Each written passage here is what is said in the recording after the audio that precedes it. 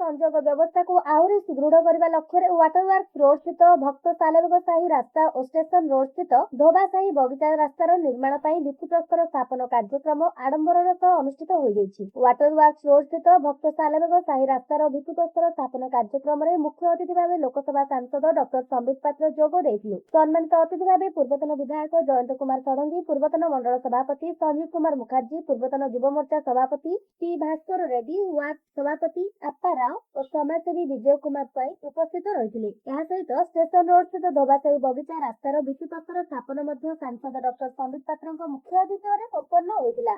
ଏହି କାର୍ଯ୍ୟକ୍ରମରେ ପୂର୍ବତନ ବିଧାୟକ ଜୟନ୍ତ କୁମାର ଷଡଙ୍ଗୀ, ପୂର୍ବତନ ମଣ୍ଡଳ ସଭାପତି ସଞ୍ଜୀବ କୁମାର ମୁଖାର୍ଜୀ, ଟି ଭାସ୍କର ରେଡ୍ଡୀଙ୍କ ସହ ରଞ୍ଜନ ପାତ୍ର, ଅର୍ଜୁନ ରେଡ୍ଡୀ, ସଞ୍ଜୟ ପାତ୍ର, କୁବେର ପାତ୍ର, ଏନ୍ ଶିବା ରେଡ୍ଡୀ, ପୁରୁଷୋତ୍ତମ ରେଡ୍ଡୀ, ଲୋକନାଥ ରେଡ୍ଡୀ, ହରିବନ୍ଧୁ ରେଡ୍ଡୀ, ନରସିଂହ ରେଡ୍ଡୀ, ଗୋବିନ୍ଦ ରେଡ୍ଡୀ, ଜୟରାମ ରେଡ୍ଡୀ, ସଞ୍ଜୀବ ସେଠୀ, ଜଗଦୀଶ ପାତ୍ର, ରାଜେଶ ପାତ୍ର ଓ ସିନୁ ରେଡ୍ଡୀ ପ୍ରମୁଖ ଉପସ୍ଥିତ ଥିଲେ। ସ୍ଥାନୀୟ ଅଞ୍ଚଳବାସୀମାନେ ଦୀର୍ଘ ଦିନରୁ ଉନ୍ନତ ରାସ୍ତା ନିର୍ମାଣ ଦାବି କରୁଥିବା ବେଳେ ଏହି ପଦକ୍ଷେପ ଅଞ୍ଚଳରେ ଯାତାୟାତ ସୁବିଧା ଓ ଉନ୍ନୟନରେ ନୂଆ ଦିଗ ଖୋଲିବ ବୋଲି ଅତିଥିମାନେ ମତ ପ୍ରକାଶ କରିଥିଲେ।